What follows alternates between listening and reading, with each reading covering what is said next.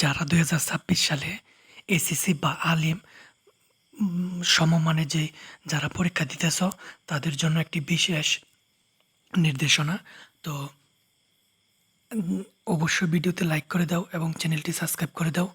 আর যে নির্দেশনাটা হচ্ছে, টানা কয়েকদিনের ভারী বৃষ্টিতে চট্টগ্রাম বিভাগের অনেক এলাকা এখন পানিবন্দী।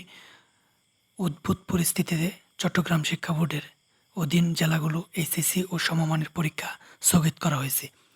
অর্থাৎ বৈরী আবহাওয়া ও বন্যা পরিস্থিতির কারণে চট্টগ্রাম শিক্ষা বোর্ডের অধীন সব জেলার এসএসসি ও সমমানের মাদ্রাসা ও কারিগরি বোর্ড সহ পরীক্ষা 16 জুলাই পর্যন্ত স্থগিত করা হয়েছে।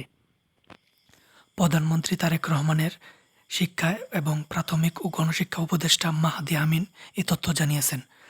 তিনি বলেন, শিক্ষামন্ত্রী আনম এহসানুল হক মিলন এবং সংশ্লিষ্ট জেলা প্রশাসকদের সঙ্গে আলোচনার ভিত্তিতে সিদ্ধান্ত হয়েছে।